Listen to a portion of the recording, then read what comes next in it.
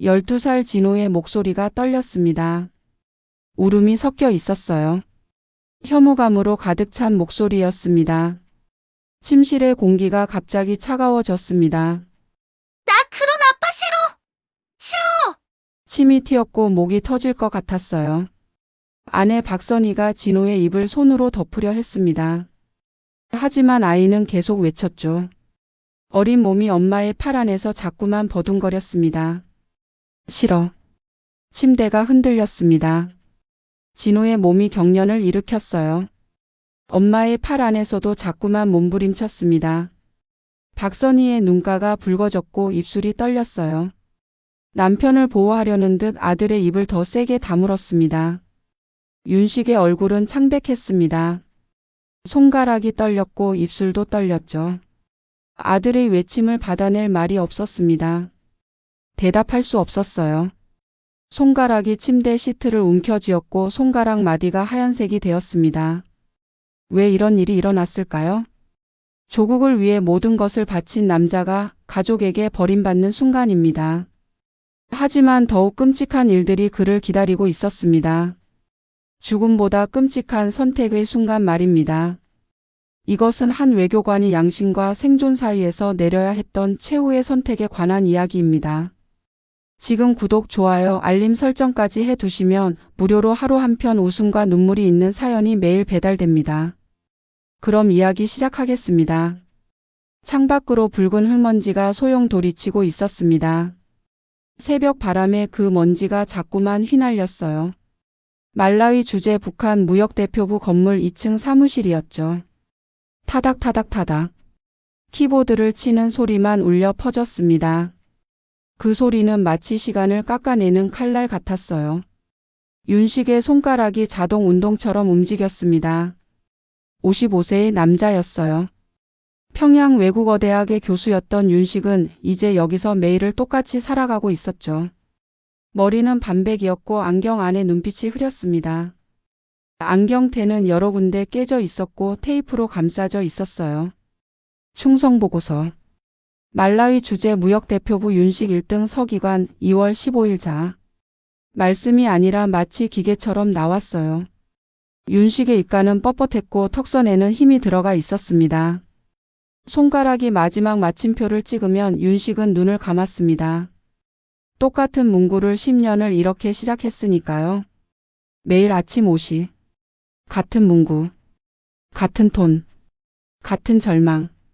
옆방에서 기침 소리가 들렸습니다. 아내 박선희의 기침이었죠. 48세인 박선희는 전직 평양음악대 교수였어요. 3년 전부터 폐에 문제가 생겼고 이곳의 약한 의료 체계로는 어떻게 할 수 없었습니다. 기침이 밤새 이어졌고 새벽이 되자 더 심해졌습니다. 뼈가 부러질 것 같은 기침이었죠. 윤식은 타이핑을 멈추지 않았어요. 손가락이 계속 움직였습니다. 아내의 고통을 외면하면서도 이것만이 생존하는 방법이라고 생각했습니다. 조국의 선택은 절대적입니다. 문장을 치면서 윤식의 눈빛이 한번 흔들렸습니다. 하지만 곧 다시 고정됐죠. 이렇게 하지 않으면 여기서 살 수 없었거든요. 붉은 흙먼지가 창문을 타고 안으로 들어왔어요. 모래 냄새와 썩은 냄새가 뒤섞여 있었습니다. 모래 속에는 뭔가 죽은 냄새도 섞여 있었습니다. 윤식이 보고서를 인쇄기에 넣었습니다. 기계음이 났고 종이가 톡톡 나왔어요. 보고서는 11장이 되었습니다. 매일 11장이었죠. 윤식은 그것을 폴더에 넣고 책상 서랍에 꽂았습니다. 하나의 폴더가 꺼내지자 또 다른 폴더들이 보였어요. 같은 크기의 폴더들이 수십 개 쌓여 있었습니다. 10년치였죠. 3651분의 충성. 3650개의 거짓말. 오전 8시 30분이 되자 식탁에 옥수수죽과 소금에 절인 채소 한 그릇만 놓였습니다. 밥은 없었어요. 12세의 진호가 숟가락을 들었다 놨다를 반복했죠. 뺨이 움푹했고 등은 굽어 있었습니다. 학교 보건실에서는 이미 3번이나 영양실조 경고를 내보냈었어요. 진호는 이제 또래 아이들보다 10cm 작았습니다. 밥도 제때 못 먹는 나라의 아들이었으니까요. 박선희는 아들의 입 앞으로 죽을 가져다 줬습니다. 진우의 입이 일자로 굳었고 고개를 돌렸죠. 박선희의 손가락이 떨렸고 죽을 담은 숟가락이 흔들렸습니다. 그녀의 어깨가 구부러졌고 눈가가 이미 붉어져 있었어요. 아이를 먹여야 한다는 절박함이 그녀의 몸 전체를 점령했습니다. 밥은 없어? 진우가 물었습니다. 목소리가 작았어요. 마치 질문하면 안 될 것 같은 느낌이 들었지만 아이는 묻지 않을 수 없었습니다. 윤식은 신문을 펼쳤습니다. 3개월 된 조국의 신문이었죠. 신문 너머로 아들의 모습을 봤지만 대답하지 않았습니다. 할 말이 없었거든요. 신문 위에는 큰 글씨로 원수님의 위대한 업적이라는 제목이 쓰여 있었습니다. 그 아래로는 미소 짓는 지도자의 얼굴이 보였어요. 박선희의 손가락이 떨렸고 죽을 담은 숟가락이 흔들렸습니다. 그녀의 어깨가 구부러졌고 눈가가 이미 붉어져 있었습니다. 아들을 먹일 수 없다는 죄책감이 그녀의 몸을 짓누르고 있었어요. 낮 12시에 참사관 최강수가 들어왔습니다. 50세의 최강수는 윤식과 다른 종류의 남자였어요. 키가 크고 얼굴이 네모났으며 눈빛이 차갑게 식어 있었죠. 마치 카리스마는 없지만 위험함은 가득한 눈이었습니다. 최강수는 손에 한 장의 종이를 들고 있었습니다. 팩스였어요. 최강수가 입을 열려 하다가 멈췄습니다. 문을 다시 닫고 다시 열었죠. 누군가가 복도에 서 있었던 것 같았습니다. 문을 다시 닫자 최강수의 얼굴이 굳었습니다. 사무실 가죠. 최강수가 말했습니다. 말이 짧았어요. 마치 칼처럼 날카로운 말이었습니다. 윤식의 눈이 팩스를 따라갔습니다. 손가락이 떨리기 시작했습니다. 팩스는 평양에서 온 것 같았어요. 팩스의 모서리에 묻은 먹물의 냄새가 풍겼습니다. 사무실의 문이 닫혔습니다. 최강수는 팩스를 테이블 위에 내려놨어요. 윤식이 그것을 집었습니다. 손가락이 떨렸고 글자가 자꾸만 흔들렸죠. 팩스 종이는 여러 번 구겨졌던 것 같았어요. 누군가가 여러 번 펴고 접기를 반복한 흔적이 있었습니다.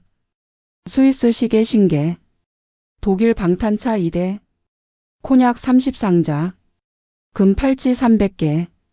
윤식이 읽었습니다. 목소리가 희미했어요. 마치 누군가 다른 사람의 목소리 같았습니다. 마치 그 목소리가 다른 누군가에 속한 것 같았습니다. 윤식의 입술이 파르르 떨렸고 팩스 종이가 손 안에서 흔들렸습니다. 우리가 이걸 사온다는 건가요? 윤식이 물었습니다. 최강수는 소파에 앉았어요. 다리를 꼬았고 코웃음을 쳤습니다. 최강수의 눈빛이 윤식을 관통했고 입가에 웃음이 없었죠. 그것은 웃음이 아니라 절망을 담은 소리였습니다. 상부에서 내려온 특별 선물 리스트다. 최강수의 목소리가 낮았어요. 마치 톱으로 쇠를 자르는 소리 같았습니다. 우리는 2주 안에 이것들을 모아야 한다.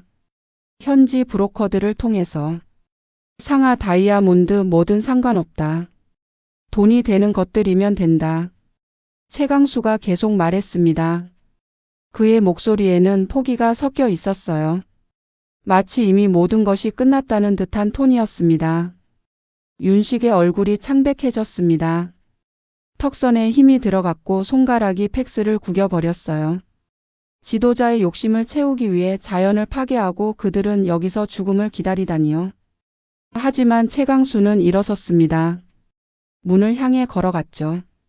문 앞에서 멈춘 최강수는 뒤를 보지 않았습니다. 이게 우리의 충성이다. 최강수가 말했습니다. 그 말을 남기고 나갔어요. 사무실에는 윤식만 남았습니다. 윤식의 손가락이 떨렸고 안경이 미끄러져 내려갔죠. 윤식은 안경을 밀어 올렸습니다. 눈가가 붉어졌고 입술이 깨물렸어요. 하지만 울지는 않았습니다. 울 수도 없었거든요. 이곳에서 감정을 드러내는 것은 죽음을 자청하는 것과 같았으니까요. 오후 3시가 되자 창고로 향하는 트럭이 있었습니다. 붉은 흙으로 지어진 창고였죠. 벽에는 균이 피어 있었고 철문은 녹이 슬어 있었습니다. 철문을 열자 썩은 냄새가 나왔어요. 동물의 피와 흙의 냄새가 뒤섞여 있었습니다. 창고 안은 어두웠고 창문이 하나뿐이었어요. 그 창문 너머로 붉은 햇빛이 들어와서 바닥에 긴 그림자를 만들었습니다. 그림자는 마치 사람의 형태처럼 보였습니다. 코끼리의 상아들이 바닥에 널려 있었습니다. 거대한 상아들이었죠. 하얀색이었어요. 아직도 피가 말라붙어 있었습니다. 초파리가 그 위를 맴돌고 있었어요. 상아의 길이는 1m 이상이었고 무게도 상당해 보였습니다. 이것들이 살아있던 코끼리의 것이었다고 생각하자 마음이 무거워졌습니다. 윤식은 창고 입구에 서 있었습니다. 최강수는 현지 브로커와 말하고 있었어요.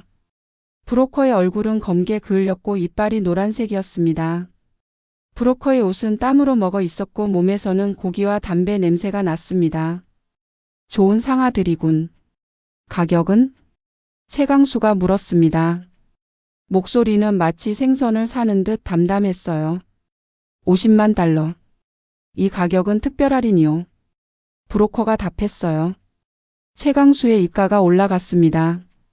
웃음이었습니다. 하지만 눈빛에는 웃음이 없었죠. 마치 포식자가 먹이를 보는 눈이었어요. 최강수가 상아 위에 초파리를 봤습니다. 초파리들이 상아 위에서 제 것을 먹고 있었습니다. 적재를 시작하자. 최강수가 말했습니다. 현지 노동자들이 상아를 나르기 시작했어요. 윤식은 그것을 봤습니다.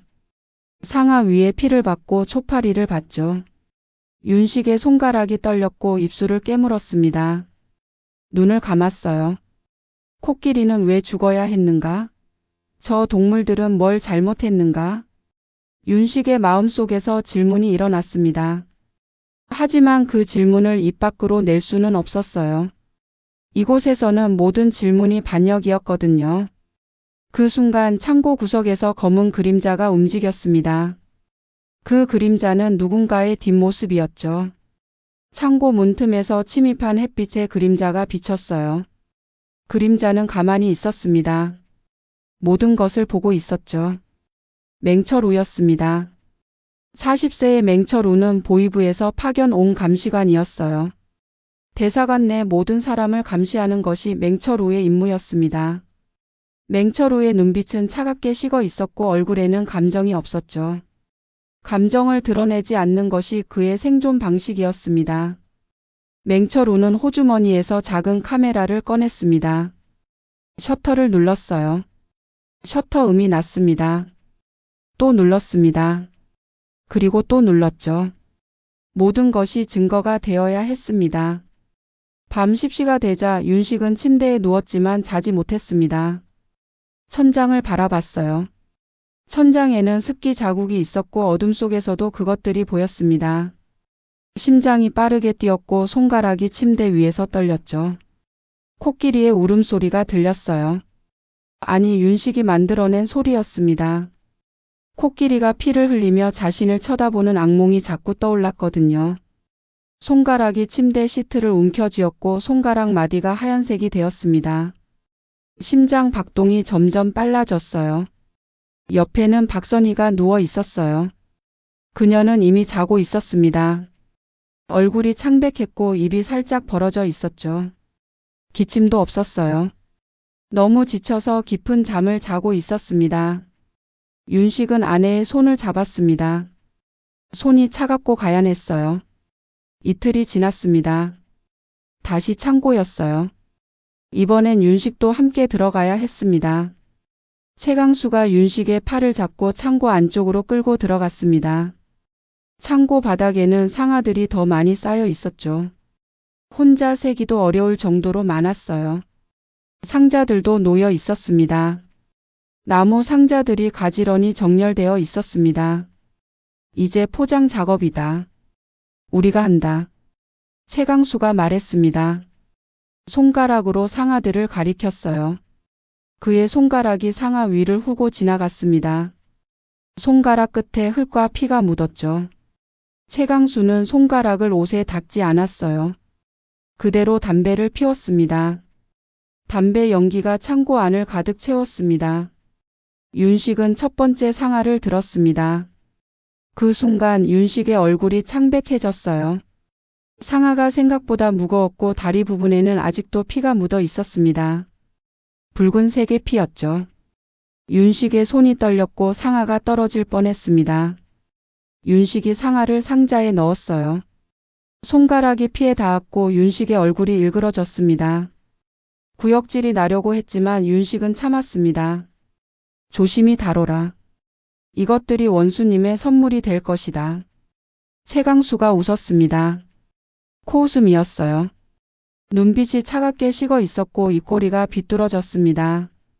마치 악마 같았어요. 아니, 악마보다 더 무서웠습니다. 악마는 자신이 악마라는 걸 알지만 최강수는 자신이 정상이라고 생각했거든요. 원수님은 이런 것들을 좋아하신다. 세상에 귀한 것들을 모아야 한다고 생각하신다. 그게 위대함의 증거라고 말이야. 최강수가 계속 말했습니다. 담배 연기를 내뿜으면서요. 최강수의 목소리에는 지금 무엇이 일어나고 있는지 이해하는 누군가의 성숙한 절망이 있었습니다. 창고 안의 공기가 점점 짙어졌습니다. 피 냄새, 흙 냄새, 그리고 죽음의 냄새였죠. 윤식은 계속 상아를 나르고 있었어요. 손가락에 피가 묻었고 옷에도 묻었습니다. 윤식의 호흡이 얕아졌고 머리가 지끈거렸습니다. 몸에서 땀이 나기 시작했어요. 피의 냄새를 맡을 때마다 윤식의 심장은 더 빠르게 뛰었습니다. 하루에 50개씩 하면 일주일이면 다 할 수 있다. 그 다음에 배송이다. 최강수가 또 다른 상아를 집었습니다. 그의 팔 근육이 상아의 무게를 받아냈어요. 최강수의 얼굴에는 고통이 없었습니다. 그는 이미 많이 해본 사람이었으니까요. 밤이 되자 윤식은 또 누웠습니다. 손가락으로 옷을 문질렀어요. 피를 닦으려고 했지만 손가락 자체가 피로 물들어 있었습니다. 윤식은 손을 씻으러 화장실에 갔습니다. 찬물로 손을 씻었고 손가락 사이를 비볐습니다. 물이 붉어졌어요. 계속 붉었습니다. 박선희가 화장실 문을 열었습니다. 그녀는 윤식의 손을 봤어요. 손가락이 빨갛게 물들어 있었습니다. 박선희는 아무것도 묻지 않았습니다. 이곳에서는 묻는 것도 위험했거든요. 그녀는 그냥 손수건을 꺼냈습니다. 피예요? 박선희가 매우 작은 목소리로 물었습니다. 윤식은 대답하지 않았어요. 손을 계속 씻었습니다. 손가락 마디를 비비고 손톱 사이를 문질렀습니다. 손톱 아래 파고들어온 피는 쉽게 지워지지 않았습니다. 마치 피가 살갑 깊숙이 파고들었다는 듯이요. 박선희의 눈가가 붉어졌습니다. 그녀는 손수건을 꺼냈어요. 윤식의 손을 닦아줬습니다. 손수건에 피가 묻었고 박선희의 손이 떨렸습니다. 아내의 손도 떨리고 있었습니다. 언제까지 이래야 하는 걸까요? 박선희가 물었습니다. 목소리는 거의 숨 같았어요. 말이 아니라 한숨이었습니다. 윤식은 대답하지 못했습니다. 할 말이 없었거든요. 이곳의 모든 것이 절망적이었고 그 절망에서 벗어날 방법은 없는 것 같았습니다. 다음 날 오후 3시였습니다. 진우가 국제학교에서 나왔어요. 운동화 한쪽이 밑창이 떨어져 있었습니다. 눈가가 빨개져 있었고 어깨가 구부러져 있었습니다. 아이의 얼굴에는 무언가 깨진 것처럼 보이는 표정이 있었어요. 윤식이 차 앞에 서 있었습니다. 진우를 본 순간 입가가 올라가려 했습니다. 하지만 올라가지 못했습니다. 아들의 표정을 보자마자 모든 게 무너져 내렸거든요. 아버지의 입가도 함께 내려갔습니다. 진우가 차에 탔습니다. 차 문이 닫혔어요. 소리가 컸습니다. 마치 세상이 닫히는 소리처럼요. 오늘은 어땠니? 윤식이 물었습니다. 목소리가 조심스러웠어요. 마치 계란 껍질을 밟듯이 조심스럽게 말했습니다. 아이들이 로켓맨의 아들이라고 했어. 진우가 대답했습니다. 침묵이 차 안에 흘렀습니다. 윤식의 손가락이 핸들을 잡고 있었고 손가락 마디가 하얀색이었어요. 차는 움직이지 않았습니다. 그리고 진호가 계속 말했습니다. 목소리가 점점 작아졌어요. 독재자 나라 사람이라고. 너네 나라 핵무기 때문에 우린 전쟁이 날까봐 무서워라고도 했어. 그리고 너 아빠도 나쁜 사람이야 라고. 진호의 목소리가 흔들렸습니다. 목소리가 터질 것 같았어요. 윤식의 눈가가 붉어졌고 입술이 깨물렸습니다. 하지만 말을 하지 못했습니다. 할 말이 없었거든요. 아들이 말한 것이 모두 사실이었으니까요. 저녁 7시가 되자 식탁에 옥수수와 채소가 놓여 있었습니다. 육류는 없었어요. 박선희가 밥을 떴고 진호의 그릇에 담았습니다. 진호는 밥을 먹지 않았어요. 숟가락만 들었다 놨다를 반복했습니다. 밥도 반복되는 같은 음식이었습니다. 윤식은 신문을 펼쳤습니다. 조국의 신문이었어요. 몇 달 전 신문이지만 여전히 같은 글자들이 적혀 있었습니다. 신문의 헤드라인은 여전히 크고 굵었습니다. 아빠 질문 있어. 진호가 말했습니다. 목소리가 작았어요. 윤식의 신문 너머로만 진호의 얼굴이 보였습니다. 진호의 얼굴 절반만 보였어요. 아버지의 신문이 아들의 얼굴을 반쯤 가리고 있었습니다. 왜? 윤식이 신문을 한 손으로만 들었어요. 다른 손은 밥을 먹었습니다. 진호의 말을 듣기 싫었던 거죠. 하지만 듣기 싫은 말이 앞으로 쏟아질 거라는 걸 알았습니다. 원수님은 왜 우리한테 밥을 안 줘? 침묵이 식탁 위로 내려앉았습니다. 밥 먹는 소리, 밥알이 떨어지는 소리만 들렸어요. 그것뿐이었습니다. 누구도 그 질문에 대답할 수 없었습니다. 답할 수 없는 질문이었으니까요. 박선희의 손이 떨렸습니다. 숟가락을 들었던 손이 떨렸어요. 그녀의 얼굴이 창백해졌고 눈가가 붉어졌습니다. 그녀는 입을 열었다 닫았다를 반복했습니다. 무엇이라 말해야 할지 몰랐기 때문이었죠. 어떻게 설명해야 할까요? 왜 조국이 아들을 굶주리게 하는지, 왜 아버지는 그걸 허용하는지. 윤식의 신문이 떨어졌습니다. 신문이 식탁 위로 흩어졌어요. 신문 위에 지도자의 얼굴도 떨어진 밥 위에 묻어버려졌습니다. 윤식의 손가락이 떨렸고 턱선에 힘이 들어갔습니다. 윤식은 진호를 봤습니다. 아니, 째려봤어요. 눈빛이 날카로워졌거든요. 아버지의 눈빛이 아들을 향했습니다. 너는 그런 것들을 묻지 말아야 한다. 윤식의 목소리가 커졌습니다. 마치 번개 같았어요. 침실의 공기가 차갑게 식었습니다.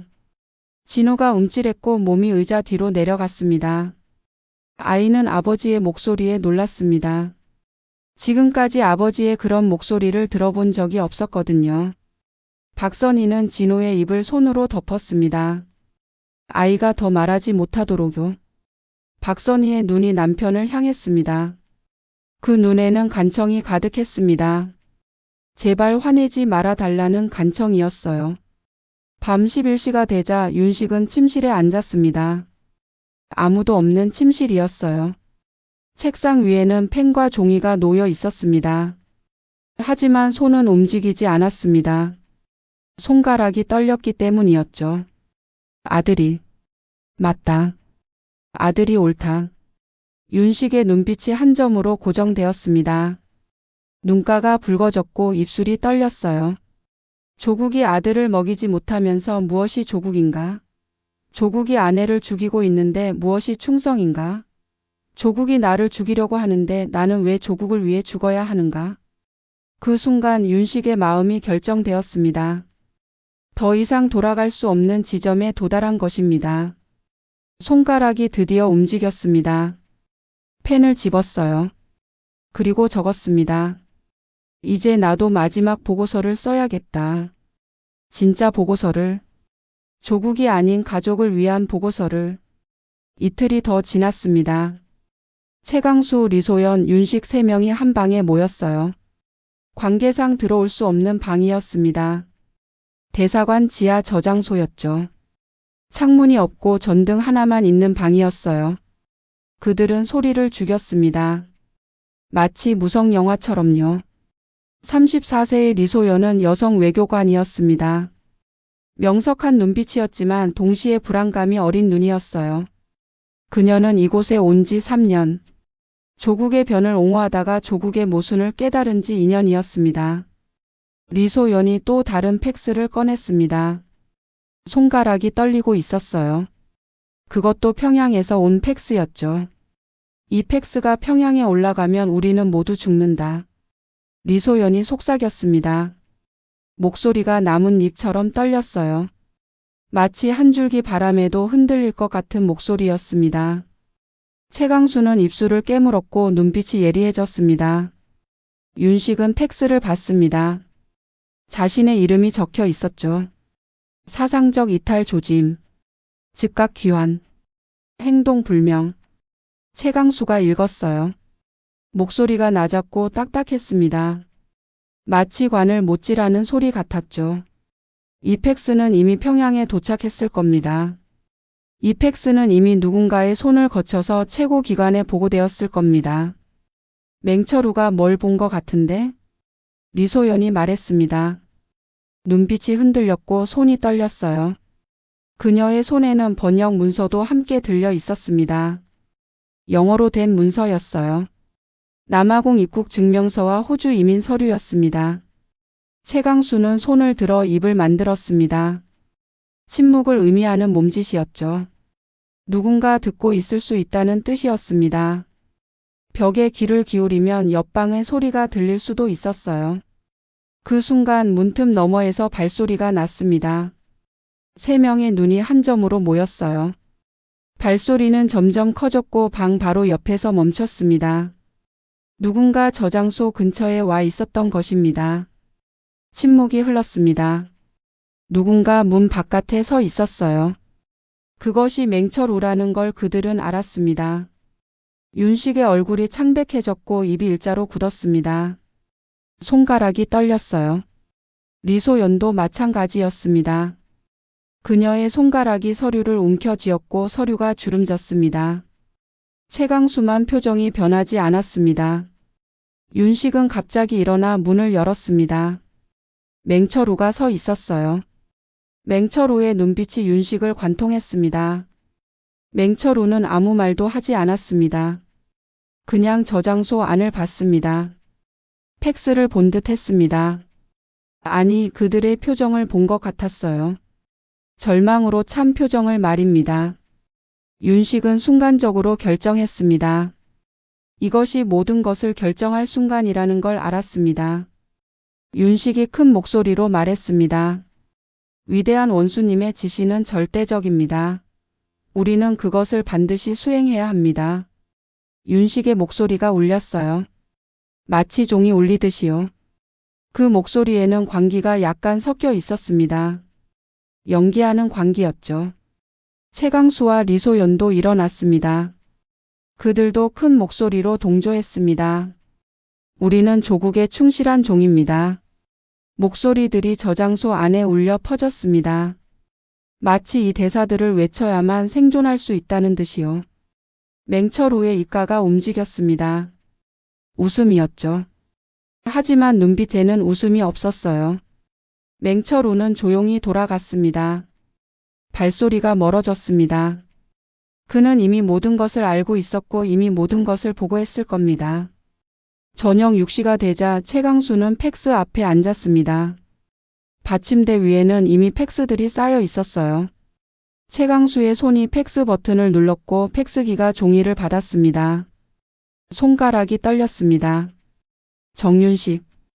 보고서 수신했다. 지금 평양에서 보고 있다. 즉시 귀환을 앞당기는 방안을 검토 중이다. 이번 주 목요일까지 복명할 것. 최강수의 눈빛이 가늘어졌습니다. 입술이 깨물렸어요. 이번 주 목요일. 그것은 3일 뒤였습니다. 3일 안에 도망치거나 죽어야 한다는 뜻이었습니다. 그 시각 맹철우는 또 다른 팩스를 보내고 있었습니다. 팩스 번호는 평양 보이부 직통선이었죠. 맹철 후에 손가락이 버튼을 눌렀고 팩스기가 종이를 뱉어냈습니다. 팩스의 내용은 상세했습니다. 윤식과 최강수, 리소연의 모든 움직임, 상하 거래의 세부사항, 그리고 남아공 이민 서류까지. 밤 8시가 되자 윤식은 침실에서 눈을 감고 있었습니다. 아무것도 하지 않고 아무것도 생각하지 않은 것처럼 보였지만 사실 윤식은 무언가를 결정하고 있었어요. 3일. 그가 가진 시간은 3일뿐이었습니다. 박선희가 들어왔습니다. 손에는 따뜻한 물이 들린 찻잔이 있었어요. 그녀의 움직임이 조심스러웠고 눈빛이 불안했습니다. 그녀는 이미 알고 있었습니다. 윤식이 뭔가 다른 결정을 했다는 걸 말이에요. 아내는 남편을 너무 잘 알고 있었습니다. 선희, 우리가 여기서 살아남을 수 없다는 걸 아니? 윤식이 말했습니다. 목소리가 신경 쓸 수 없을 정도로 고요했어요. 마치 이미 죽은 사람의 목소리 같았습니다. 박선희의 손가락이 떨렸고 찻잔이 떨어질 뻔했습니다. 하지만 그녀는 대답했습니다. 네, 알아요. 박선희의 목소리도 같았습니다. 고요했고 침착했어요. 그것은 이미 받아들인 죽음의 목소리였습니다. 그렇다면 우리가 다른 선택을 할 수도 있다는 걸 알아? 윤식이 아내의 손을 잡았습니다. 손이 차가봤고 가였어요. 박선희의 눈가가 붉어졌습니다. 눈물이 흐르지 않았어요. 눈물을 흘릴 여유도 없었기 때문이었습니다. 절망은 눈물도 흘리지 않게 합니다. 도망친다는 거죠? 박선희가 물었습니다. 목소리가 떨렸어요. 네, 남아공으로. 리소연이 도와줄 거야. 최강수도. 우린 이곳을 떠나야 한다. 윤식이 말했습니다. 그 순간 박선희의 얼굴이 무언가로 스쳐 지나갔어요. 희망이 아니라면 절망도 아닌 무언가가요. 그것은 마지막 선택을 받아들이는 표정이었습니다. 죽음이든 탈출이든 더 이상 버틸 수 없다는 표정이었어요. 밤 11시가 되자 최강수, 리소연, 윤식 3명이 다시 만났습니다. 지하 저장소였어요. 최강수의 손에는 지도가 들려 있었습니다. 남아공으로 가는 길을 표시한 지도였죠. 베이트 브리지. 짐바브웨와 남아공 사이의 국경이다. 여기가 우리의 마지막 관문이야. 최강수가 지도를 펼쳤습니다. 리소연과 윤식은 지도를 봤어요. 강이 흘러가는 그림이 보였습니다. 다리 위로 무수한 차들이 지나갈 것입니다. 하지만 저들만은 지날 수 없을지도 몰랐어요. 한 번 더 하자. 이번엔 우리를 위해. 최강수가 말했습니다. 목소리가 낮았지만 단호했어요. 리소연과 윤식이 고개를 끄덕였습니다. 이것이 마지막이라는 걸 모두 알았습니다. 다이아몬드. 원석이 있어. 저 창고에 있는 상아를 팔아서 다이아몬드를 사고 그걸 가지고 남아공으로 간다. 국경에서 뇌물로 쓰면 된다. 최강수가 계획을 말했어요. 계획이라고 하기엔 너무 간단했습니다. 하지만 이것이 유일한 방법이었습니다. 사흘이 지났습니다. 상아들이 움직였어요. 창고에서 나가고 트럭에 실렸습니다. 브로커의 손들이 상아들을 나르고 있었죠. 윤식은 뒤에서 봤습니다. 아무 말도 하지 않았어요. 이것이 마지막이라는 생각만 반복되었습니다. 최강수는 브로커와 돈 거래를 했습니다. 달러들이 손에서 손으로 옮겨갔어요. 50만 달러. 그것은 상하의 가치였습니다. 그리고 그 돈으로 다이아몬드를 샀습니다. 검은 빛을 내는 주먹만 한 크기의 다이아몬드 원석이었죠. 저녁 6시가 되자 어두워지고 있었습니다. 해가 붉은 빛으로 지고 있었고 그 빛이 모든 것을 붉게 물들이고 있었어요. 마치 피 같은 색이었습니다. 큰 트럭이 대사관 뒤편에 와 있었습니다. 트럭의 화물칸은 열려 있었죠. 이 트럭이 그들의 마지막 탈출 수단이었습니다. 윤식이 손에 들린 다이아몬드 원석을 봤습니다. 주먹만 한 크기였어요. 검은 빛을 내고 있었습니다. 윤식은 원석을 옷주머니에 넣었고 옷주머니를 손으로 눌렀습니다. 박선희가 나왔습니다. 진호의 손을 잡고 있었어요. 진호는 작은 가방만 들고 있었습니다. 짐이라고 할 것도 없었습니다. 저들이 가져갈 것은 목숨뿐이었으니까요. 진호의 얼굴은 창백했고 눈빛은 고정되어 있었습니다. 아이는 뭔가가 달라졌다는 걸 알았습니다. 최강수의 부인도 나왔습니다. 그리고 그의 아들도요. 그들은 아무 말도 하지 않았어요. 마치 망자처럼 조용히 움직였습니다. 최강수의 부인의 얼굴은 회색이었고 아들은 어머니의 손을 꽉 잡고 있었습니다. 리소연도 나왔습니다. 그녀는 혼자였어요. 아무도 함께할 사람이 없었거든요. 하지만 그녀의 얼굴에는 남은 것이 있었습니다. 어떤 종류의 결연함이 말이에요. 밤 8시가 되자 어둠이었습니다. 완전한 어둠이었어요. 화물칸 안에 사람들이 웅크려 들어가 있었습니다.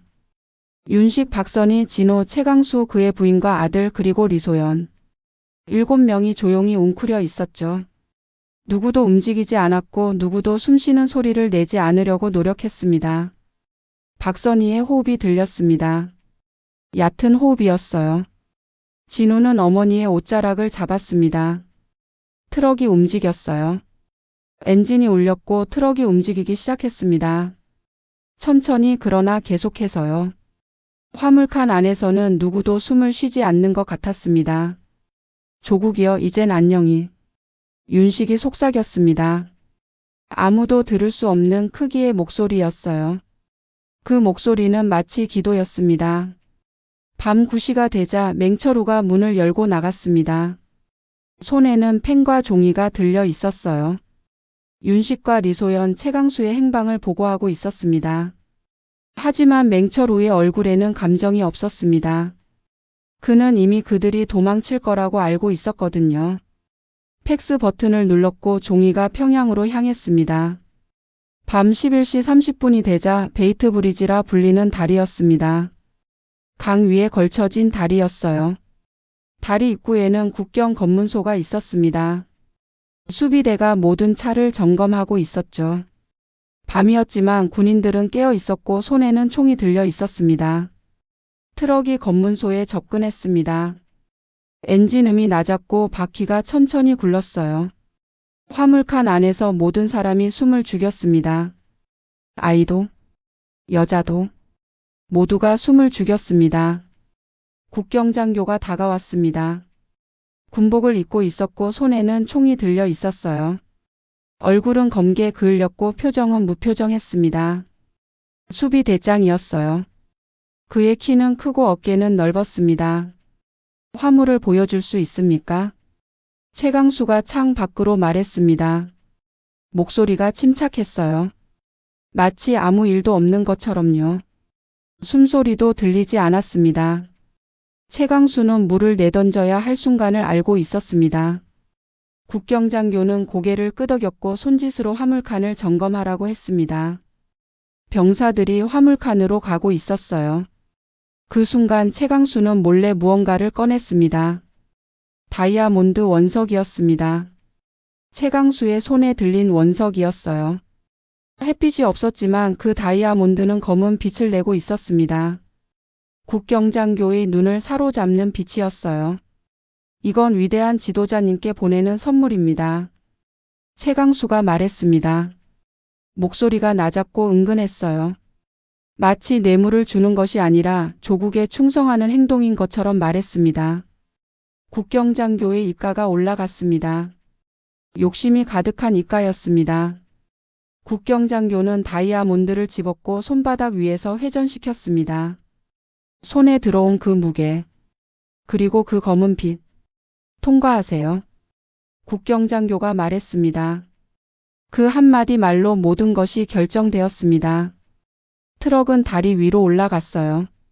천천히 그러나 계속해서요. 밤 12시 10분이 되자 트럭이 다리 중간에 와 있었습니다. 강이 아래 흘러가고 있었어요. 40m 아래로요. 그 순간 사이렌이 울렸습니다. 경찰 사이렌이었죠. 뒤에서 추격대가 오고 있었습니다. 맹철 후에 팩스가 평양에 도착했고 평양에서는 즉시 추격 명령을 내렸던 것입니다. 짐바브웨 국경 수비대가 출동했어요. 그들은 다이아몬드 원석에 넘어간 장교보다 빨랐습니다. 총탄이 트럭의 철판을 뚫었습니다. 쇠가 터지는 소리가 났어요. 화물칸 안에서 비명이 들렸습니다. 아이의 목소리였습니다. 아빠, 아빠. 진호의 외침이 들렸습니다. 박선희가 아들을 안았고 몸으로 덮었어요. 어머니의 몸이 아이를 보호했습니다. 최강수가 핸들을 잡고 가스 페달을 밟았습니다. 더 세게, 더 세게요. 나간다. 남아공으로. 최강수가 외쳤습니다. 트럭이 속도를 올렸어요. 아스팔트가 타는 냄새가 났습니다. 타이어가 지면을 세게 비비고 있었습니다. 총성이 계속되었습니다. 여러 개의 총탄이 계속 트럭을 찢었어요. 철판이 울었고 유리가 깨졌습니다. 총탄은 계속 들어왔습니다. 최강수의 팔에 총탄이 맞았습니다. 팔이 튀었고 피가 나왔어요. 최강수의 얼굴이 찌푸려졌고 입이 굳었습니다. 하지만 손은 놓지 않았습니다. 핸들을 계속 쥐었죠. 더 단단히요. 밤 12시 30분이 되자 트럭이 다리를 벗어났습니다. 마지막 총탄이 트럭 뒤를 스쳤어요. 국경 수비대가 더 이상 따라올 수 없었습니다. 짐바브웨 영토를 떠났거든요. 최강수는 트럭을 멈추었습니다. 갑작스럽게 내렸어요. 그의 팔에는 피가 흐르고 있었고 얼굴은 창백했습니다. 하지만 윤식과 박선희가 내릴 때까지 기다렸습니다. 리소연도 내렸어요. 저기 기억하세요? 남아공 쪽이에요. 최강수가 가리켰습니다. 그곳은 이미 남아공이었어요. 마지막 관문을 지나갔다는 뜻이었습니다. 윤식은 최강수를 봤습니다. 최강수의 팔에서 피가 흐르고 있었어요. 형님, 올라오세요. 윤식이 말했습니다. 나는 못 간다. 이 차가 돌아가지 않으면 저들이 더 쫓아올 거니까. 최강수가 대답했습니다. 최강수의 손이 윤식의 등을 톡톡 쳤어요. 살아. 너희들만이라도. 진우도 살아야 하고 선희도 살아야 한다. 최강수의 목소리가 약해지고 있었습니다. 최강수는 다시 운전석에 앉았습니다. 트럭의 엔진을 켰어요. 뒤에서 또 다른 트럭이 보였습니다. 추격대였습니다. 국경을 넘은 지금 이건 짐바브웨의 직무였습니다. 최강수는 트럭을 국경선으로 향하게 했습니다. 아니, 정확히는 뒤에서 오는 추격대 쪽으로요. 가스를 밟았습니다. 팔의 통증은 무시했습니다. 심장의 박동도 무시했습니다. 오직 한 가지만 생각했습니다. 저들이 윤식을 따라가지 못하도록 말이에요. 윤식은 아내와 아들을 데려갔습니다. 리소연도 함께였어요. 그들은 남아공 땅을 밟았습니다. 붉은 흙이 아닌 검은 흙이었습니다. 떨릴 수 없는 땅이었습니다. 뒤에서 폭발음이 들렸습니다. 최강수의 트럭이 추격대와 부딪혔던 것입니다. 큰 폭발이었어요. 불빛이 하늘을 밝혔습니다. 다리 위에서요. 윤식은 돌아봤습니다. 불이 타고 있었습니다. 그곳에는 최강수가 있었어요. 하지만 더 이상 돌아갈 수 없었습니다. 앞으로만 가야 했습니다. 남한 대사관이었습니다. 윤식과 박선희, 진호 그리고 리소연이 보호받고 있었어요. 일주일이 지났습니다. 윤식은 책상 앞에 앉았습니다. 펜과 종이가 놓여 있었죠. 이것이 나의 마지막 충성보고서이며 첫 번째 고백이다. 윤식이 적었습니다. 손가락이 더 이상 떨리지 않았어요. 조국을 위해 코끼리를 죽였고 가족을 배고프게 했으며 양심을 버렸다. 그렇게 바친 조국에 나는 죽음으로 배은해야 한다고 생각했다. 하지만 아들의 목소리가 나를 깨웠다. 윤식이 계속 적었습니다. 펜이 종이 위에서 미끄러졌습니다. 조국이란 무엇인가? 땅인가? 지도상의 경계인가? 깃발과 국경인가? 아니다. 조국은 나를 먹여주고 나를 안아주고 나를 사랑해주는 사람들이다. 조국은 가족이다. 조국은 마음이다. 조국은 사람이다. 펜이 멈췄습니다. 윤식의 눈가가 붉어졌어요. 하지만 눈물은 흐르지 않았습니다. 이제 흐를 눈물도 남아있지 않았기 때문이었습니다. 병든 박선희는 치료를 받고 있었습니다. 얼굴에 색이 돌아오고 있었어요. 기침도 줄어들고 있었습니다. 먹을 음식이 있으니까요. 진호는 새 학교에 다니고 있었습니다. 아이의 얼굴에 웃음이 되돌아왔습니다. 학교 친구들이 진호를 왕따 시키지 않았거든요. 진호는 이제 로켓맨의 아들이 아니라 그냥 진호였습니다. 리소연도 새 삶을 시작하고 있었죠. 그녀는 대사관에서 일하고 있었습니다. 더 이상 감시의 대상이 아니라 동료로서요. 윤식은 창밖을 봤습니다. 붉은 흙먼지가 아닌 녹색의 나무들이 보였어요. 하늘은 파란색이었습니다. 조국에서 보던 붉은 하늘이 아니었습니다. 도시의 거리도 활기가 있었습니다. 사람들이 웃고 이야기하고 살아가고 있었습니다. 두려움 없이요. 이제야 알겠다.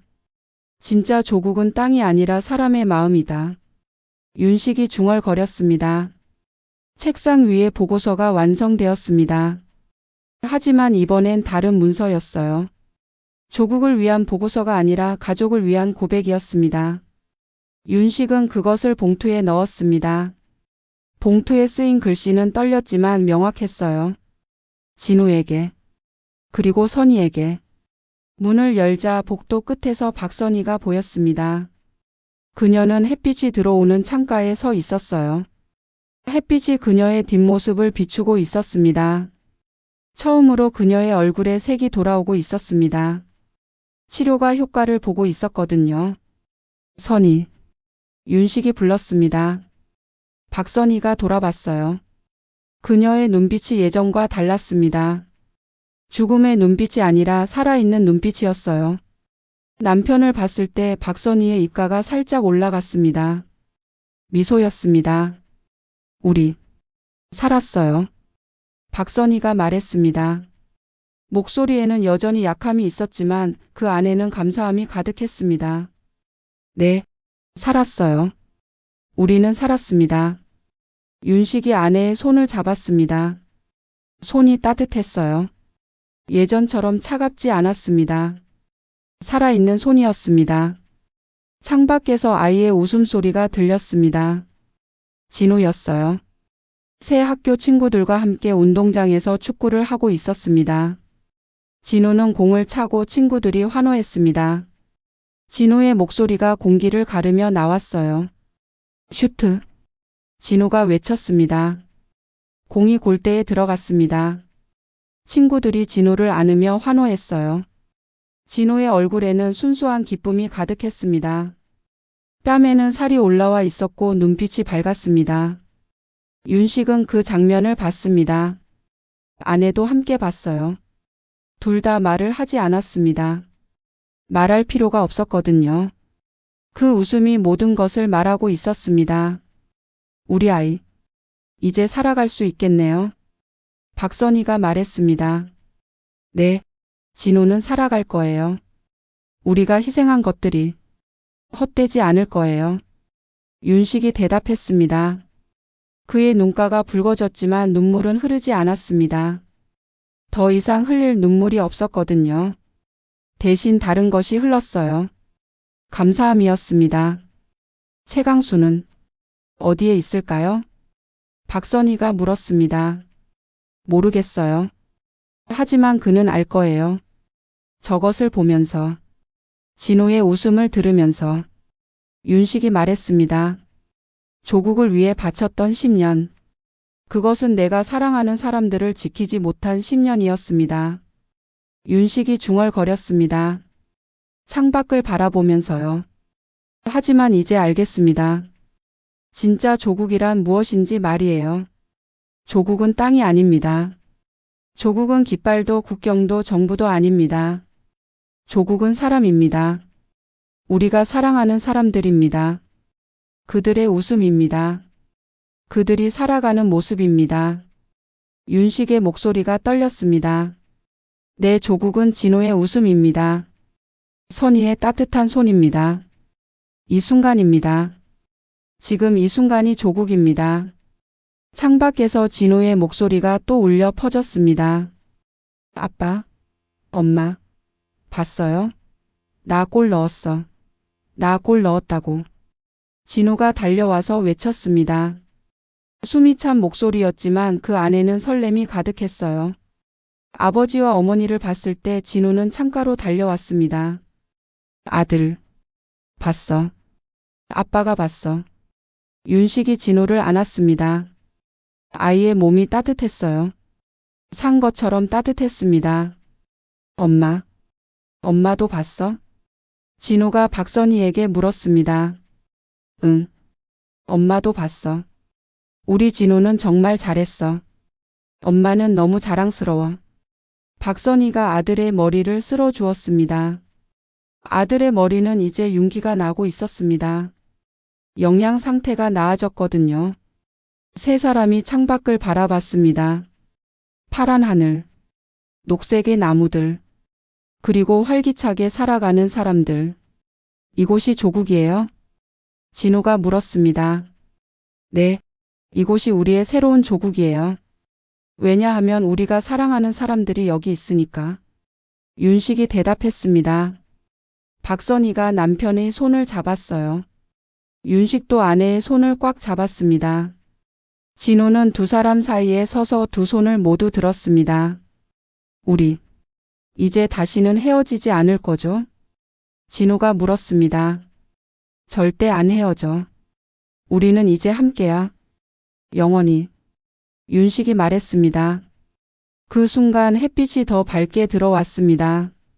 창가에 세 사람이 밝은 빛 속에 서 있었어요. 마치 새로운 세상으로 나아가는 것 같았습니다. 오늘의 이야기가 어떠셨나요? 모두 건강하시길 바랍니다.